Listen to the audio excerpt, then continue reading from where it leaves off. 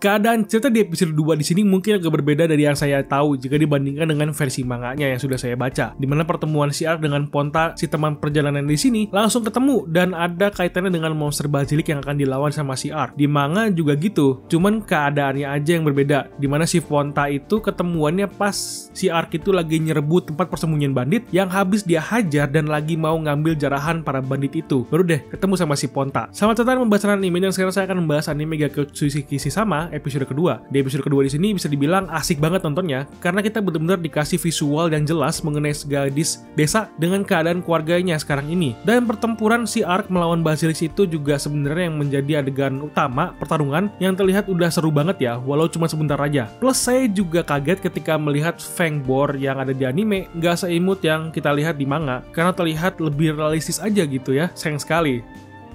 Pada awal episode, kita diberikan sebuah visual dari seorang ibu yang sedang menyiapkan makanan sarapan untuk anak-anaknya di pagi hari. Baru setelahnya, dia pergi berangkat ke ladang untuk bercocok tanam, atau bekerja lah sebutnya. Dan kita bisa melihat bintang tamu utama kita di sini, si cewek desa yang menulis surat untuk Guild Mercenary dan meminta permintaan untuk tugas mengawal dirinya dalam rangka mengambil daun herbal. Baru deh setelahnya, kita bisa melihat Ark yang sudah tiba ke desa tempat dia menerima permintaan, di mana dia ada menerima permintaan pertamanya untuk mengambil daun herbal yang awalnya diragukan oleh pihak guild karena dikiranya si Ark yang bisa mengambil quest yang lebih susah karena sudah terlihat kemampuannya yang cukup hebat dalam bertarung. Jadi dikiranya dia akan mengambil quest yang lebih menonjol dalam pembasmian monster atau bandit. Namun dikarenakan pemikiran Ark sekarang ini untuk tidak menonjol, jadi dia lebih memilih quest yang lebih damai. Baru setelah si Ark tiba di rumahnya, kita bisa melihat para bocah ini yang sedang makan, terutama si adiknya yang terlihat imut gitu ya ketika ditonton. Lalu tibalah si Ark yang mengetuk pintu dan si bocah yang membuka pintu itu langsung saja terkaget-kaget karena kebadan Ark yang besar dengan armornya yang terlihat seperti ksatria suci. Di sini si bocah mikirnya ada apa kan dengan kedatangan ksatria suci yang besar tiba-tiba datang ke rumahnya sekarang ini. Lalu si Ark ada bertemu dengan Marka yang meminta untuk mengawal dirinya dalam mengambil daun herbal ini bisa berdiskusi sebentar dan langsung meminta untuk menjalankan misinya secepat mungkin karena hal genting yang ada di pikiran si Marka. Tetapi ketika dalam perjalanan menuju hutan, si Ark ada bertanya ke Marka kenapa dia harus buru-buru untuk pergi. Di mana si Marka menjelaskan bahwa dia tidak ingin ibunya tahu kalau dia itu pergi ke hutan untuk mengambil daun herbal. Yang dulunya orang yang bertugas mengambil herbal ini kan ayahnya. Namun karena ayahnya sudah meninggal, jadi mereka kekurangan orang yang bisa mengambil daun herbal lagi. Oleh karena itulah si Marka ada berinisiatif untuk membantu meringankan beban ibunya dengan mengambil daun herbal sendirian. Namun karena hutan itu kan tempat berbahaya, makanya si Marka meminta untuk Guild Mercenary untuk mencari pengawal dalam rangka pergi ke hutan bersama dengan dirinya. Si Ark malahan terlihat terharu gitu ya, karena di masa kecilnya dia itu bukan bantu orang tua, malahan berpikir untuk main game terus-terusan. Sampai gede pun seperti itu, tetap aja main game. Sama lah ya, seperti kita juga. Begitu rata-rata anak zaman sekarang, Pak ya.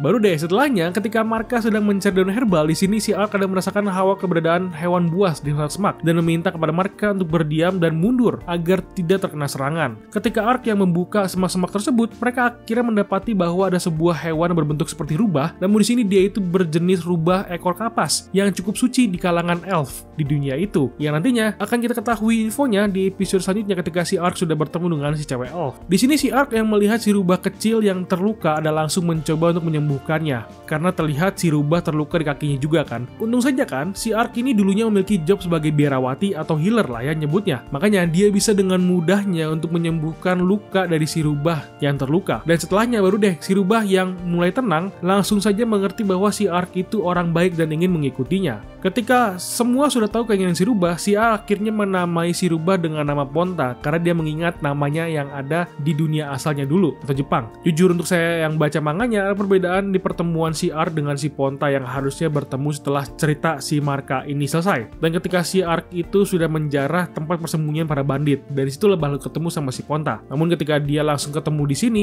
yang terlihat lebih cepat, malahan lebih bagus untuk mempercerah ceritanya. Jadi untuk saya sendiri setuju dengan pertemuan si Ponta ini dipercepat karena kedatangan si Ponta ini malahan menambah kelucuan dan keceriaan pada suasana ceritanya gitu kan, jadi lebih enak gitu ketika ditonton.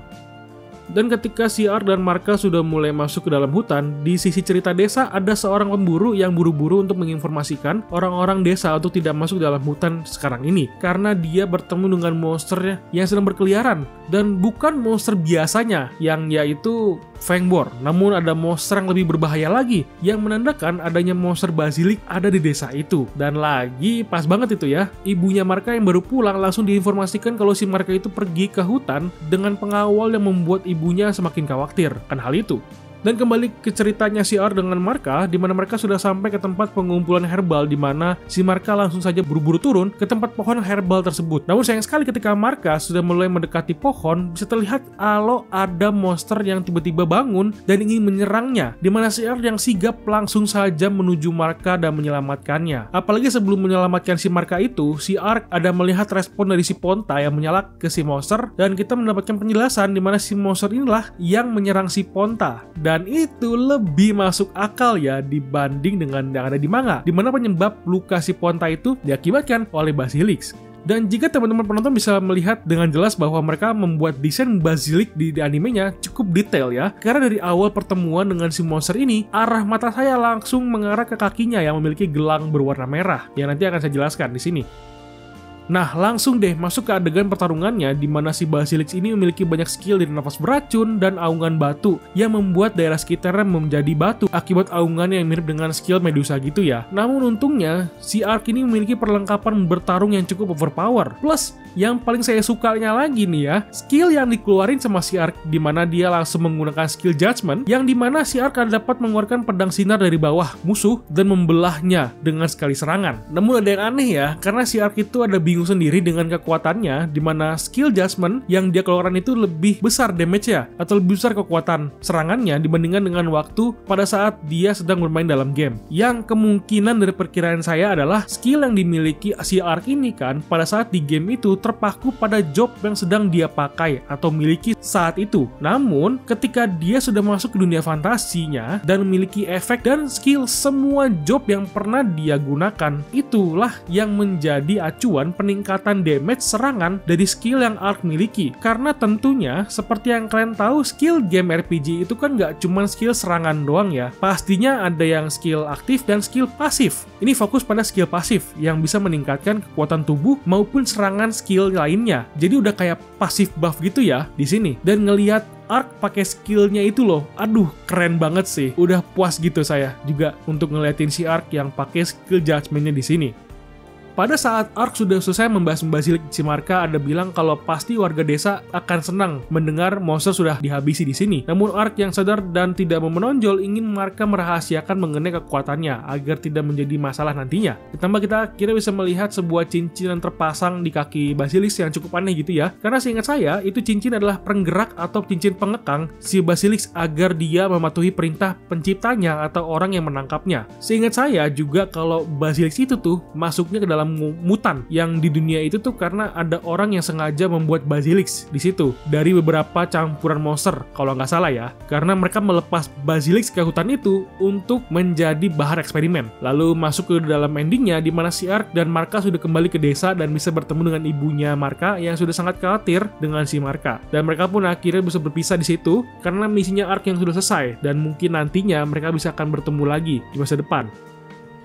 Dan di bagian endingnya, kita tiba-tiba bisa melihat banyak pasukan dari kerajaan yang sudah menyerang Basilisk atas laporan warga desa yang melihatnya. Namun karena mereka masih belum terbiasa melawan si monster, akhirnya mereka menerima banyak korban. Namun ada laporan lagi bahwa ada Basilisk yang terbunuh dengan satu serangan. Ya itulah Basilisk yang dilawan sama si Ark. Dan si komandan ada mengira apakah yang melawan monster itu dewa atau iblis lainnya. Untung si Ark ya yang ngelawan, jadi aman deh ya. Nah, oke, itu pembahasan mengenai Geikotsu Kisesama episode kedua. Jika kamu suka dengan pembahasannya, silahkan di like videonya dan di subscribe channelnya. Lalu udah mendapat kalian mengenai episode kali ini. Tulis komentar ya. Sampai ketemu di video lainnya. Thank you for watching and bye-bye.